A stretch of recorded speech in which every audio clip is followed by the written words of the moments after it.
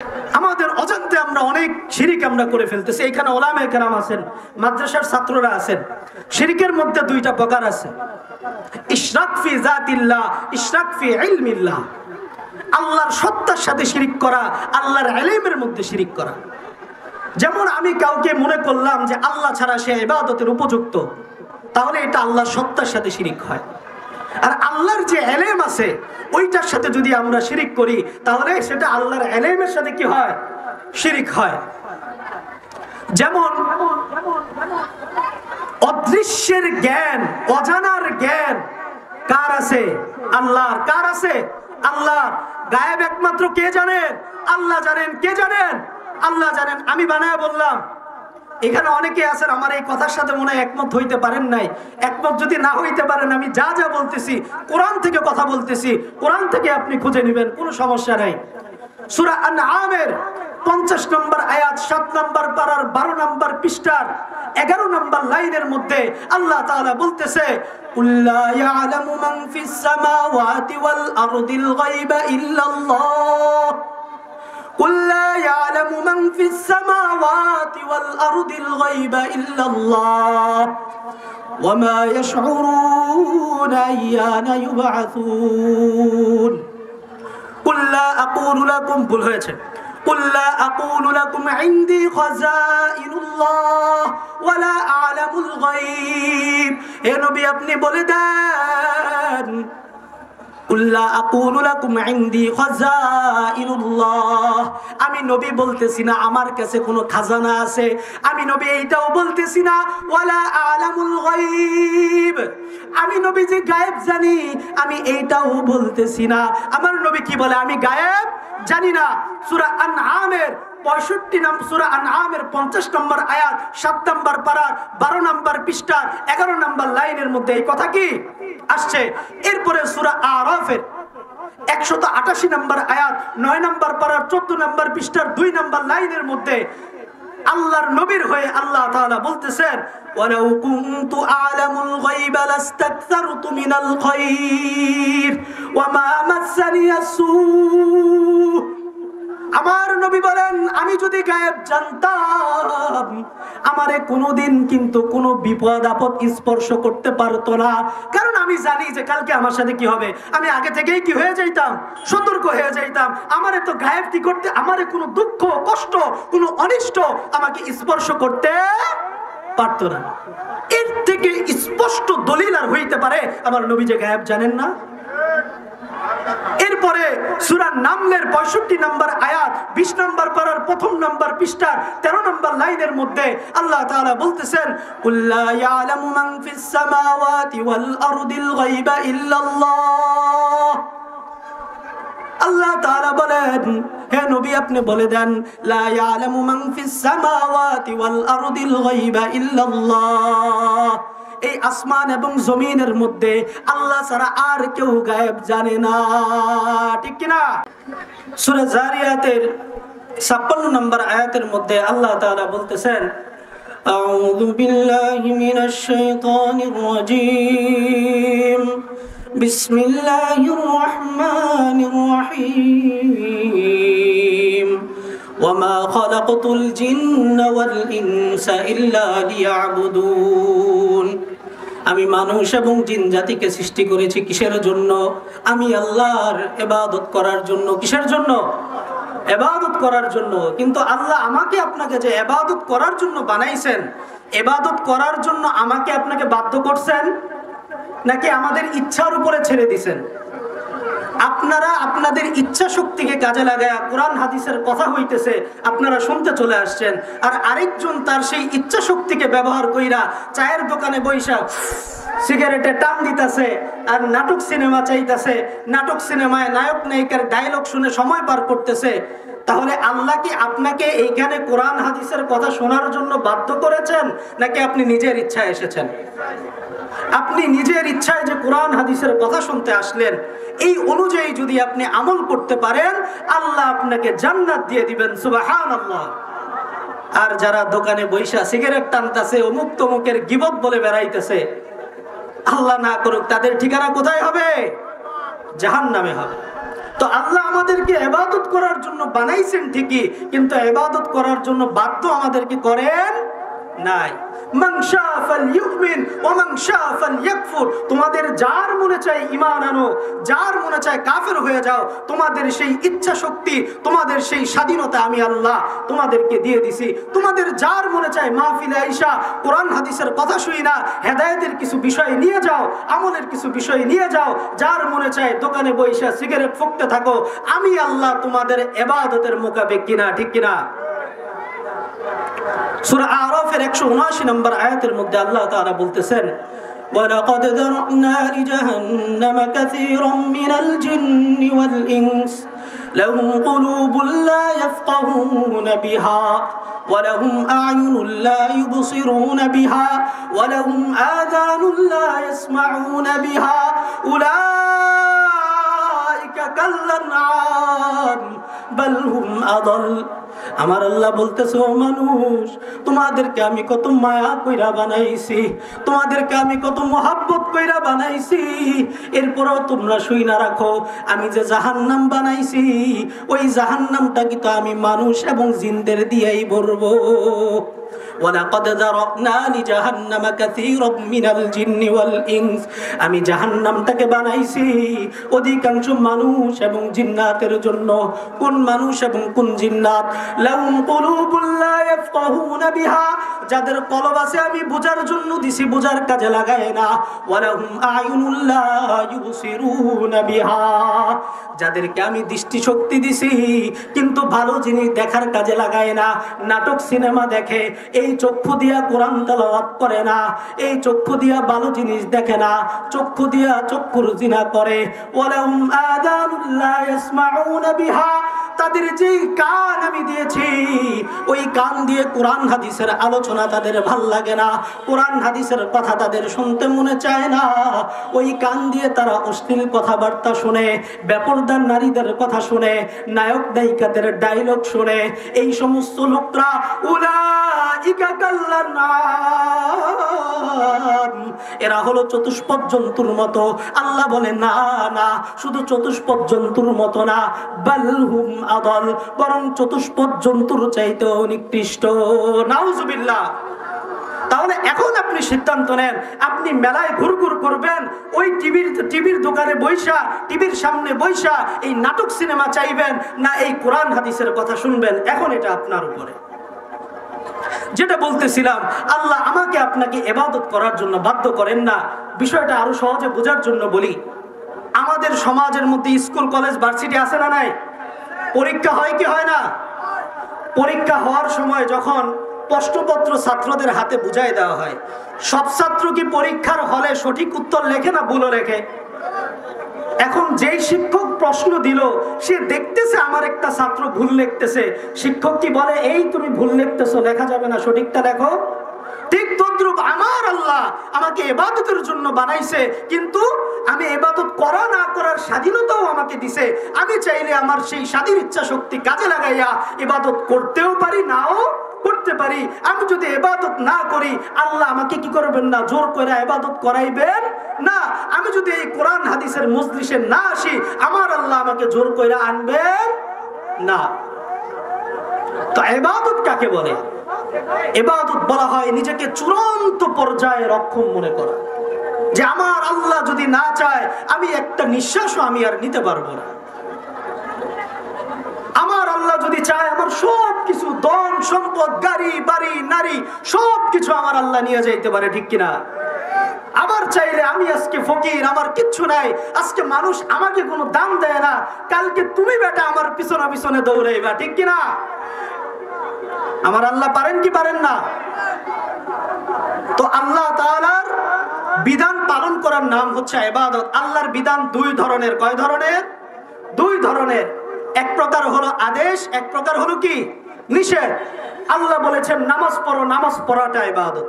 আল্লাহ বলেছে রোজা রাখো, রোজা রাখাটা ইবাদত।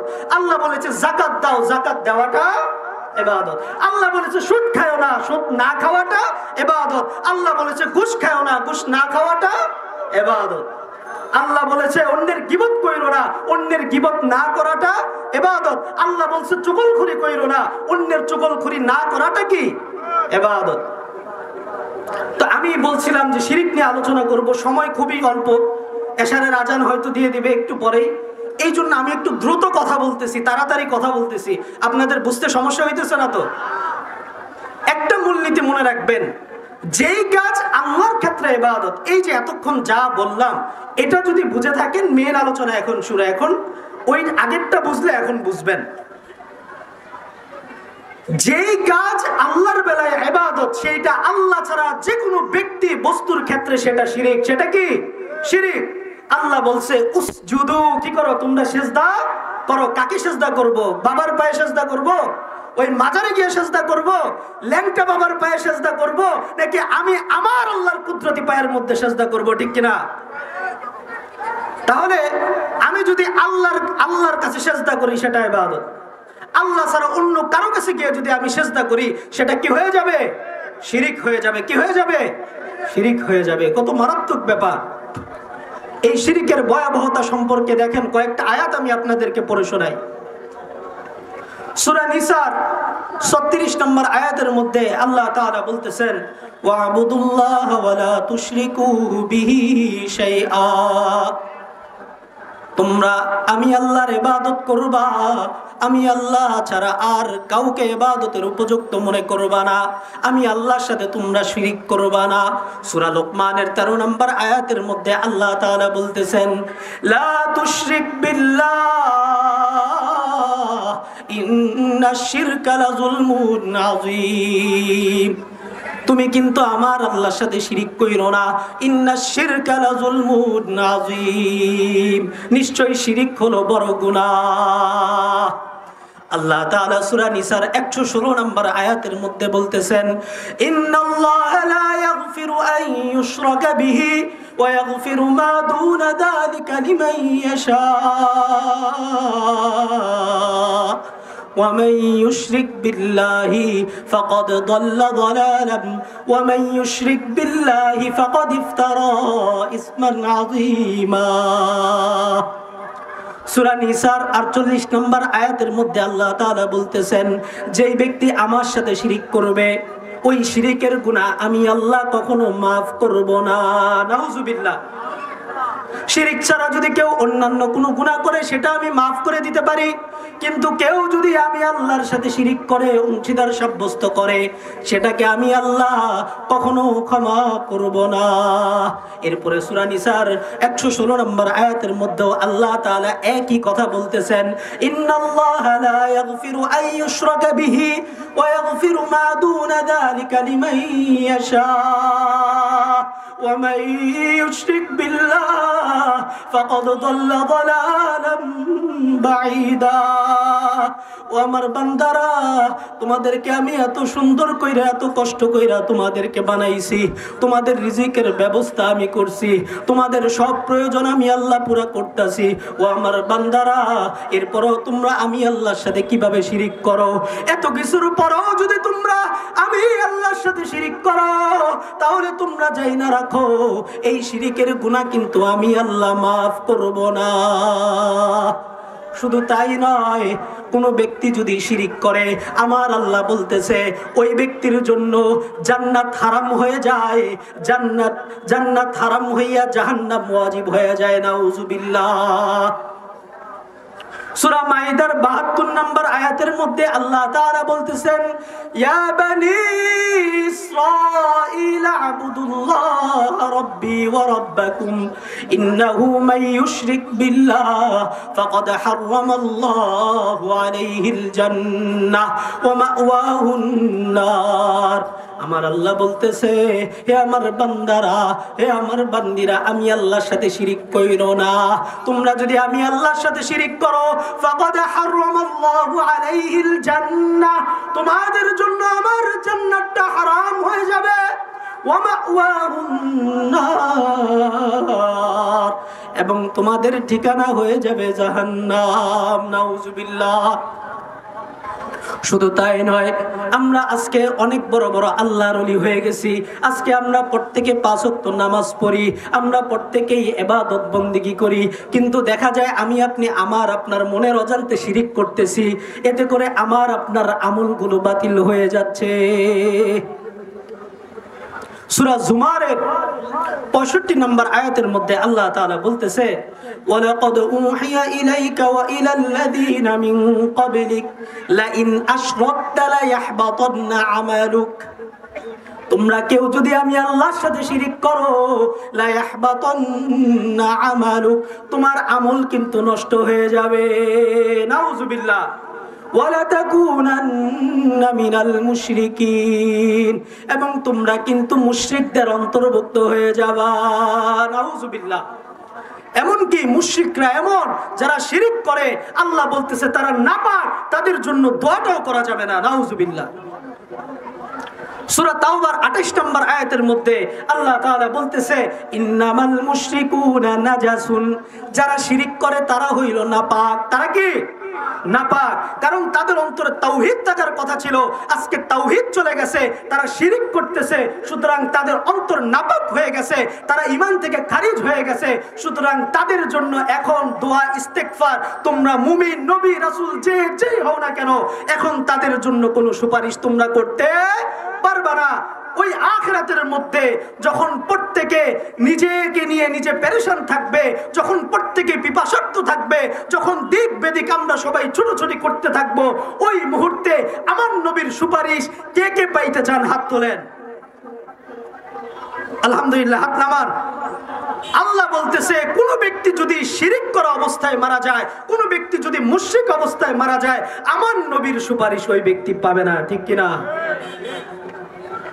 সূরা তাওবার 113 নম্বর আয়াতের মধ্যে আল্লাহ তাআলা বলতেছেন, মা কানা লিন-নবী ওয়াল্লাযীনা আমানু আন ইস্তাগফিরু লিল মুশরিকিন ওয়ালাউ কানু উলি কুরবা মিন বা'দি মা তাবায়্যানা লাহুম আন্নাহুম আসহাবুল জাহিম। আল্লাহ তাআলা বলতেছে, হে আমার নবী, হে নবী আপনি শুনে রাখেন, হে নবীরা আপনারা শুনে রাখেন, কোন নবীর জন্য এটা জায়েজ নাই, ওয়াল্লাযীনা আমানু, কোন মুমিনের জন্য এটা জায়েজ নাই, আইয়াস্তাগফিরু লিল মুশরিকিন, যে তার মুমিন, কোন নবী কোন মুশরিকের জন্য ইস্তেগফার করবে, কোন মুশরিকের জন্য কিয়ামতের দিন সুপারিশ করবে, এইটা কখনোই হইতে পারে না। নাউযুবিল্লাহ। এই আয়াতটা আমি যখনই পড়ি, তখন রাসূলুল্লাহ সাল্লাল্লাহু আলাইহি ওয়াসাল্লামের প্রাণপ্রিয় চাচা আবু তালেবের কথাটা আমার বড় মনে পড়ে। রাসূলুল্লাহ সাল্লাল্লাহু আলাইহি ওয়াসাল্লাম ওই শিশু মুহাম্মদ জন্মের আগে তার বাবারে হারাইছে, জন্মের 6 বছর পরে তার মাকে হারাইছে, মা গত হওয়ার 2 বছরও যাইতে পারে নাই, দাদাকে হারাইছে। ওই মুহূর্তে যখন শিশু মুহাম্মদের অভিভাবকের প্রয়োজন ছিল, তখন ওই উত্তপ্ত রোদের মধ্যে ছায়া হয়ে আসছিল কে? আবু তালেব। কে? আবু তালেব। যখন রাসূলুল্লাহ সাল্লাল্লাহু আলাইহি ওয়াসাল্লামের দিকে কোন আক্রমণ আসতো, তখন ডাল হয়ে দাঁড়ায় যাইতো কে? আবু তালেব। কে? আল্লাহ তাআলা হয়তো আবু তালেবকে ইসলাম গ্রহণের সৌভাগ্য দান করেন নাই, কিন্তু আবু তালেবের মাধ্যমে আল্লাহ তাআলা এই ইসলামকে অনেক শক্তিশালী করেছেন। ঠিক কিনা? রাসূলুল্লাহ সাল্লাল্লাহু আলাইহি ওয়াসাল্লাম নবুয়ত পাওয়ার আগে সবার কাছে আল আমিন, সবাই আমার নবীরে কত ভালোবাসতো, আমার নবীর উপর একটা আঁচড় দিবে এই ক্ষমতা, এই সাহস কারো হইতো না, এই চিন্তা ভাবনাও কেউ করতো না। কিন্তু আমার নবী যখন শিরিকের বিরুদ্ধে আওয়াজ তুললেন, আমার নবী যখন তাওহীদের বিরুদ্ধে আওয়াজ তুললেন, তখন যেই মানুষরা আমার নবীকে আল আমিন উপাধি দিয়েছিল, ওই মানুষরা আমার নবীকে, ওই মুশরিকরা আমার নবীকে, ওই আরবরা আমার নবীকে হত্যা করার জন্য পর্যন্ত উদ্যত হয়েছিল। আমার নবী নবুয়ত পাওয়ার পর নামাজ আসার পর যখন তিনি নামাজ পড়তে যাইতেন, যখন তিনি নামাজ পড়তে চাইতেন, যখন আমার নবী সিজদায় থাকতেন, তখন ওই কাফের মুশরিকরা ওটের নারী বুড়ি আইনা আমার নবীর মাথার উপরে দিয়ে দিত। ওই মুহূর্তগুলোতে আমার নবীকে শেল্টার দিছেন কে? আবু তালেব। কে? আবু তালেব। আল্লাহ করছেন, কিন্তু উসিলা কে ছিলেন? আবু তালেব। কে ছিলেন? আবু তালেব। ইসলাম ইতিহাস ঘাটাঘাটি করলে এটা জানা যায়, আবু তালেব আল্লাহর রাসূল সাল্লাল্লাহু আলাইহি ওয়াসাল্লামকে নিজের সন্তানের চাইতে বেশি ভালোবাসতো। আমার নবীজি যখন তাওহীদের আওয়াজ তুলল, আমার নবীজি যখন শিরকের বিরুদ্ধে আওয়াজ তুলল, তখন আমার নবীজিকে থামানোর জন্য মক্কার কাফের মুশরিকরা আবু তালেবের নিকট আসলো। আয়েশা বলতেছে, তোমার বাতিজারে থামাও, তুমি আমাদের মধ্যে মুরব্বী, তোমারে কিন্তু আমরা অনেক সম্মান করি, আপনারে কিন্তু আমরা অনেক সম্মান করি, কিন্তু আমরা আমাদের দেব দেবীদের ব্যাপারে কোনো খারাপ কথা আর শুনবো না। আমাদের শিক্ষিতদেরকে মূর্খ বলা হবে, ভালো লোকদেরকে খারাপ বলা হবে, এইটা কিন্তু আমরা কোনোভাবে সহ্য করব না। সুতরাং আপনি আপনার বাতিজা মুহাম্মদকে থামান। একবার আসার পরে তাদের এই আবেদনে কাজ হয় নাই, দ্বিতীয়বার আসছে, আসার পরে বলছে এইবার যদি আপনি না থামান আপনার বাতিজা মুহাম্মদরে কিন্তু আমরা হত্যা করব। এইটার পরে আবু তালেব বাতিজা মুহাম্মদকে ডাইকা বলে, ও আমার প্রাণ প্রিয় বাতিজা, আমার উপরে তুমি এমন বোঝা চাপায়া দিও না, এই বোঝা বহন করার ক্ষমতা আমি আবু তালেবের নাই, এই বোঝা বহন আমি করতে পারবো না, ওই বোঝা কিন্তু তুমি আমার উপরে চাপায়া দিও না। আমার নবী বলতেছে, ও আমার প্রাণপ্রিয় চাচা, আপনি যদি আমার এক হাতের মধ্যে চন্দ্র আইনা দেন, আপনি যদি আমার এক হাতের মধ্যে সূর্য আইনা দেন, আপনি যদি এই মক্কার সমস্ত ক্ষমতা আমার হাতে আইনা দেন, এরপরও আমি এই তাওহীদের দাওয়াত থেকে, এই শিরকের বিরুদ্ধে কথা বলা থেকে থামবো না। আল্লাহু আকবার। এটা শোনার পরে আবু তালেব বলল, ভাতিজা তোমার যা ইচ্ছা তুমি করো, আমি তোমার গায়ের মধ্যে একটা আঁচও আমি পড়তে দিব না। তখন তিনি তার বংশের লোকদেরকে নিয়ে বাতিজা মুহাম্মদকে সেফটি দিতেছিল, শেল্টার দিতেছিল। এইটা দেওয়ার অপরাধে তার পরিবার পরিজনকে, তার বংশ সহ 3 বছরের জন্য বয়কট করে দেওয়া হয়েছিল। তখন ওই শিহাবে আবু তালেবের মধ্যে রাসূলুল্লাহ সাল্লাল্লাহু আলাইহি ওয়াসাল্লামের সাথে যে ব্যক্তি তার পরিবার পরিজনের সাথে ছিলেন, ওই ব্যক্তিটার নাম কি? আবু তালেব। ওই ব্যক্তিটার নাম কি? আবু তালেব। ওই আবু তালেব যখন মারা যায়, আমার নবী বলেন, ও আমার প্রাণপ্রিয় চাচা, ও আমার প্রাণপ্রিয় চাচা, আপনি একটা বার শুধু কালিমা পড়েন, একটা বার আপনি শুধু কালিমা পড়েন, বাকিটা আমি আমার রবের সাথে বুঝবো। বারবার বারবার প্যারা দিতেছিল যে পড়েন পড়েন পড়েন পড়েন, কিন্তু আবু জাহেল আবু লাহাব বলতেছিল, তুমি যদি কালেমা পড়ো তাহলে মানুষ বলবে যে আবু তালেব নিজের বাপ দাদার ধর্ম রাইখা বুঝি নিজের বাতিজার ধর্মে গেছে, সুতরাং তোমার বদনাম হয়ে যাবে।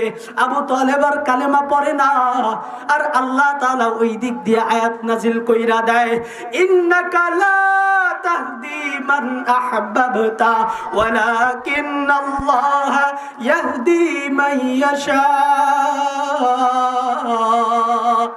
হে মুহাম্মদ, আপনি শুনে রাখেন, আপনি যারে চাইবেন তারেই কিন্তু আপনি হেদায়েত দিতে পারবেন না। আমি আল্লাহ যারে চাবো তারে কিন্তু আমি হেদায়েত দিতে পারবো। দেখেন, আবু তালেবের দ্বারা ইসলামের এত উন্নতি হয়েছে, ইসলাম এত শক্তিশালী হয়েছে, কিন্তু ওই আবু তালেব সে মুশরিক হওয়ার কারণে, শিরিক করা অবস্থায় মারা যাওয়ার কারণে তাকে জাহান্নামের আগুনে পড়তে হবে, ঠিক কিনা? আজকে আমি আপনি মুসলমান, কিন্তু আমি আপনি আমার আপনার অজান্তে কত শিরিক করতেছি। মুশরিক অবস্থায় মারা যাইতেছি, আমাদের কোনো খবর নাই। এই বিষয়ে যদি আমরা না বলি কে কথা বলবে? এবং এই শিরক নিয়ে, এই বেদাত নিয়ে আল্লাহর রাসূল সাল্লাল্লাহু আলাইহি ওয়াসাল্লাম যখন কথা বলেছিলেন তখন হাজারটা বাধা এসেছিল। আবু জাহেল, আবু লাহাবের পক্ষ থেকে বাধা এসেছিল।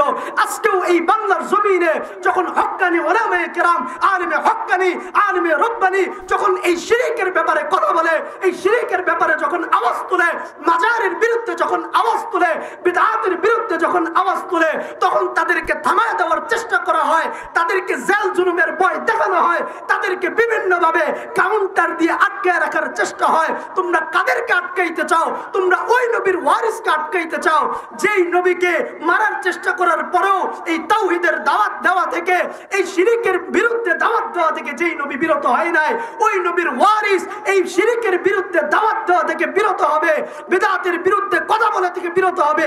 এইটা তুমি ভাবলা কেমনে? ঠিক না ঠিক? আমাদের অজান্তে আমরা অনেক শিরক আমরা করে ফেলতেছি। এখানে উলামায়ে কেরাম আছেন, মাদ্রাসার ছাত্ররা আছেন। শিরকের মধ্যে দুইটা প্রকার আছে, ইশরাক ফি যাতিল্লাহ, ইশরাক ফি ইলমিল্লাহ। আল্লাহর সত্তার সাথে শিরক করা, আল্লাহর ইলমের মধ্যে শিরক করা। যেমন আমি কাউকে মনে করলাম যে আল্লাহ ছাড়া সে ইবাদতের উপযুক্ত, তাহলে এটা আল্লাহর সত্তার সাথে শিরক হয়। আর আল্লাহর যে ইলম আছে ওইটার সাথে যদি আমরা শিরক করি তাহলে সেটা আল্লাহর ইলমের সাথে কি হয়? শিরক হয়। যেমন অদৃশ্যের জ্ঞান, অজানার জ্ঞান কার আছে? আল্লাহর। কার আছে? আল্লাহর। গায়েব একমাত্র কে জানেন? আল্লাহ জানেন। কে জানেন? আল্লাহ জানেন। আমি বানায় বললাম, এখানে অনেকে আছেন আমার এই কথার সাথে মনে হয় একমত হইতে পারেন নাই। একমত যদি না হইতে পারেন, আমি যা যা বলতেছি কোরআন থেকে কথা বলতেছি, কোরআন থেকে আপনি খুঁজে নেবেন, কোনো সমস্যা নাই। সূরা আনআমের 50 নম্বর আয়াত, 7 নম্বর পারার 12 নম্বর পৃষ্ঠার 11 নম্বর লাইনের মধ্যে আল্লাহ তাআলা বলতেছে, কুল্লা ইয়ালামু মান ফিস সামাওয়াতি ওয়াল আরদিল গায়বা ইল্লাল্লাহ, কুল্লা ইয়ালামু মান ফিস সামাওয়াতি ওয়াল আরদিল গায়বা ইল্লাল্লাহ ওয়া মা ইয়াশউরুনা আইয়ানা ইউবআসুন। কুল্লা আকুলু লাকুম, ভুল হয়েছে, কুল্লা আকুলু লাকুম ইনদি খাযাইনুল্লাহ ওয়া লা আ'লামুল গায়ব। হে নবী আপনি বলে দেন, কুল্লা আকুলু লাকুম ইনদি খাযাইনুল্লাহ, আমি নবী বলতেছি না আমার কাছে কোনো খাজানা আছে, আমি নবী এইটাও বলতেছি না ওয়া লা আ'লামুল গায়ব, আমি নবী যে গায়েব জানি আমি এইটাও বলতেছি না। আমার নবী কি বলে? আমি গায়েব জানি না। সূরা আনআমের 65 নম্বর, সূরা আনআমের 50 নম্বর আয়াত, 7 নম্বর পারা 12 নম্বর পৃষ্ঠার 11 নম্বর লাইনের মধ্যে এই কথা কি আসছে। এরপরে সূরা আরাফের 188 নম্বর আয়াত, 9 নম্বর পারার 14 নম্বর পৃষ্ঠার 2 নম্বর লাইনের মধ্যে আল্লাহর নবীর হয়ে আল্লাহ তাআলা বলতেছেন, ওয়ালাউ কুনতু আ'লামুল গায়বা লাস্তাকসারতু মিনাল খায়র ওয়া মা মাসানিয়াস সূ। আমার নবী বলেন, আমি যদি গায়েব জানতাম আমারে কোনোদিন কিন্তু কোনো বিপদ আপদ স্পর্শ করতে পারতো না, কারণ আমি জানি যে কালকে আমার সাথে কি হবে। আমি আগে থেকেই কি হয়ে যাইতাম? সতর্ক হয়ে যাইতাম। আমারে তো গায়েব কি করতে, আমারে কোনো দুঃখ কষ্ট কোনো অনিষ্ট আমাকে স্পর্শ করতে পারতো না। এর থেকে স্পষ্ট দলিল আর হইতে পারে আমার নবী যে গায়েব জানেন না?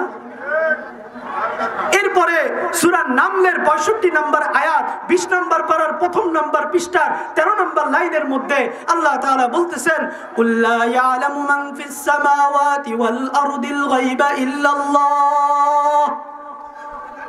আল্লাহ তাআলা বলেন, হে নবী আপনি বলে দেন, লা ইয়ালামু মান ফিস সামাওয়াতি ওয়াল আরদিল গায়বা ইল্লাল্লাহ, এই আসমান এবং জমিনের মধ্যে আল্লাহ ছাড়া আর কেউ গায়েব জানে না। ঠিক কিনা? বানায় বললাম? আমি বানায় বললাম না কোরআন থেকে বললাম? কোনো সন্দেহ আছে? সন্দেহ থাকলে আমি তো লাইন সহ পারা সহ সবকিছু সহ বইলা দিছি, আপনারা খুঁজা দেখেন, পইরা দেখেন। তরজমা তো পড়তে পারেন, বাংলা তরজমা তো আছে আপনাদের কাছে, ওইখান থেকে পড়ে নিয়ে দেখেন। অনেক সময় আমরা আমাদেরকে অনেকে আবেগ দিয়ে বোঝানোর চেষ্টা করে। আমরা বাঙালি, আমাদের ধর্মীয় জ্ঞান কিন্তু কম, কিন্তু আবেগ বেশি। আবেগ দিয়ে বুঝাইলে, এই তুমি যদি মনে করো যে নবীজি গায়েব জানে না, তাইলে কিন্তু তুমি নবীরে ভালোবাসো না, এইটা বইলে আমারে বুঝায় নবী যে গায়েব জানে এটা তোমার এখন থেকে বিশ্বাস করতে হবে। অথচ এই বিশ্বাস করার কারণে আমার অজান্তে আমার ইমানটা চলে যাচ্ছে, আমি মুশরিক হয়ে মারা যাচ্ছি। আমি এত ভালো কাজ করার পরেও আমার নবীর সুপারিশ কি হবে না, নসিব হবে না। শিরিক করে বলতে গেলে আবার যুক্তি দেয়, কয় হুজুর আপনারা বেশি বুঝেন, আপনাকে হুজুর সমস্যা আছে। ভাই আপনারাই না বলেন যে আদম তার ইবলিসে কইছে সেজদা করতে, ফেরেশতাদেরকে কইছে সেজদা করতে, মানে তারা তাদের শিরিকের ব্যাপারে দলিল দেয়। আলোচনা অন্যদিকে যাচ্ছে এখন। যখন তাদেরকে বলি আল্লাহ ছাড়া আর কাউকে কি করা যাবে না, সেজদা করা যাবে না। তো আমি এখন যে উদাহরণটা দিলাম এইটা হইল আল্লাহর ইলমের সাথে শিরিক করা। আর কেউ যদি আল্লাহ ছাড়া অন্য কাউকে সেজদা করে তাহলে এটা আল্লাহর জাতের সাথে, আল্লাহর সত্তার সাথে শিরিক হবে, ঠিক কিনা? এখন কেউ যদি কোনো বাবার কবরে গিয়া কোনো মাজারের মধ্যে গিয়া যদি সেজদা দেয়, সেজদা দেওয়ার পরে এটা আল্লাহর জাতের সাথে শিরিক হবে, ঠিক কিনা? তো তাদেরকে যখন বলি যে ভাই সেজদাটা কেন দেন, বলতেছে সেজদা দিলে সমস্যা কি? কেন ভাই? সমস্যা অবশ্যই আছে, আল্লাহ ছাড়া অন্য কাউরে সেজদা দেওয়া যাবে না। বলে আপনারা হুজুররা সারা জীবন আমাদের ঘটনা শুনাইলেন যে আদম আলাইহিস সালাতু ওয়াস সালামকে সৃষ্টি করার পর ফেরেশতাদেরকে আল্লাহ বলছে সেজদা দিতে, তারা সেজদা দিছে না? এই সেজদা দিছে কি দিছে বলেন? দেয় নাই? সেজদা দেয় নাই? কয় হুজুর এরা সেজদা দিলে মুশরিক হয় না, তাহলে আমি আমার বাবারে সেজদা দিলে মুশরিক হবো কেন? তো ফেরেশতারা যদি আদমকে সেজদা দিয়ে মুশরিক না হয়, গায়রুল্লাহরে সেজদা করছে না, আল্লাহ ছাড়া আরেকজনের সেজদা করছে না, তো তারা যদি মুশরিক না হয় আমি কেন মুশরিক হবো? ফাও কথা বাদ দেন। তাদের প্রশ্নের উত্তর দিতে গিয়ে আমি একটা কথা বলি, দেখেন হযরত আদম আলাইহিস সালাতু ওয়াস সালামের জামানায় দুনিয়ার শুরুর দিকে দুইজন কইরা যমজ সন্তান হইতো, একটা ছেলে একটা মেয়ে। তো প্রথম যে যমজ সন্তান হইতো, পরে আবার যে যমজ সন্তান হইতো, তো আগের ঘরের ছেলের সাথে পরের ঘরের মেয়ে, পরের ঘরের মেয়ের সাথে আগের ঘরের ছেলের কি হইতো, বিয়ে হইতো। তো সবাই কি একই মায়ের ঘরের একই বাবার ঘরের আপন ভাই বোন না? তো তাদের মধ্যে তখন বিয়ে শাদী হয়েছে কি হয় নাই? এখন আমি তার উত্তর দেই, ঠিক আছে তাহলে আপনি আপনার সন্তানকে আর আপনার ছেলে আর মেয়েকে বিয়ে শাদী দিয়ে দেন। এই বিয়ে শাদী দিবেন নাকি আপনারা? এই জায়েজ হবে? কেন হবে না? আদম আলাইহিস সালাতু ওয়াস সালামের জমানায় তো ঠিকই দিছে, তাহলে এখন কেন হবে না? উত্তর দেন। সেইটা আদম আলাইহিস সালাতু ওয়াস সালামের শরীয়তে জায়েজ ছিল, আল্লাহর হুকুম তখন সেইটা ছিল, এই জন্য জায়েজ ছিল। এখন এইটা আল্লাহর হুকুম নাই, মুহাম্মদী শরীয়তের মধ্যে আল্লাহর এই হুকুম নাই, এই জন্য মুহাম্মদী শরীয়তের মধ্যে এটা জায়েজ নাই। এই প্রশ্নের যে উত্তর, ওই প্রশ্নের সেই উত্তর তখন আল্লাহ বলছিলেন যে আমার নবীকে সেজদা করো। এখন সেই আল্লাহই বলতেছে আমি আল্লাহ ছাড়া এই মুহাম্মদের শরীয়তের মধ্যে আর কাউকে সেজদা করা যাবে না। কথা কি ক্লিয়ার নাকি কোনো ভেজাল আছে? ভেজাল আছে? নাই। তো এই জন্য দেখেন এরকম করে আসলে শিরিকটাকে আপনারা সহজ বানানোর চেষ্টা করেন না। ওলামায়ে কেরাম আপনাদেরকে বলে, আপনাদের ভালোর জন্যই বলে। ওলামায়ে কেরামের কথা আপনারা সবসময় মেনে চলার চেষ্টা করবেন। এরপরে দেখেন বিদআত, এরপরে কি বিদআত আমাদের সমাজের মধ্যে কি বেড়ে গেছে? বিদআত বেড়ে গেছে। বাহিরের মাইকটা পারলে অফ করে দেন, বাহিরের মাইকটা পারলে অফ করে দেন। আমাদের সমাজের মধ্যে কি বেড়ে গেছে? বিদআত বেড়ে গেছে। ফামান রাগিবা আন সুন্নতি ফালাইসা মিন্নি, বুখারী শরীফের 5063 নম্বর হাদিস। আল্লাহ রাসূল বলতেছে যেই ব্যক্তি আমার সুন্নত থেকে বিমুখ হয়ে যায় ওই ব্যক্তি কিনা আমার উম্মতের অন্তর্ভুক্ত না। সুন্নত ছাইরা যদি আমরা বেদাতের দিকে যাই তাহলে আমরা আর নবীজির উম্মত থাকবো না। তো বেদাত কাকে বলে সেটা বোঝার জন্য আগে আমাদেরকে কি করতে হবে? সুন্নতটা বুঝতে হবে। কি করতে হবে? সুন্নত বুঝতে হবে। আল্লাহ রাসূল আমাদেরকে আসছেন, ইবাদতের বিভিন্ন পদ্ধতি, বিভিন্ন বিষয় আমাদেরকে শিক্ষা দিয়েছেন। আল্লাহ রাসূলের যে তরিকা, ওই তরিকাকে বলা হয় সুন্নত। আর ওই তরিকার বাহিরে গিয়া মন ভরাভাবে যদি কোনো কিছু আমি ঢুকাই এবং সেটারে সওয়াবের কাজ মনে করি, সেইটারে বলা হয় কি? বেদাত। তিরমিজি শরীফের 2697 নম্বর হাদিসের মধ্যে আল্লাহ রাসূল বলতেছেন, মান আহদাসা ফি আমরিনা হাদা লাইসা মিনহা ফাহুয়া রাদ্দুন। আমার দ্বীনের মধ্যে, আমার শরীয়তের মধ্যে কেউ যদি এমন কোন কথা ঢুকায় যে এটা কিনা আমার শরীয়তের মধ্যে নাই, সেটাকে কি বলে? বেদাত বলে। আজান পর্যন্ত আমরা একটু চুপ থাকি, সবাই আজানের জবাব দিই।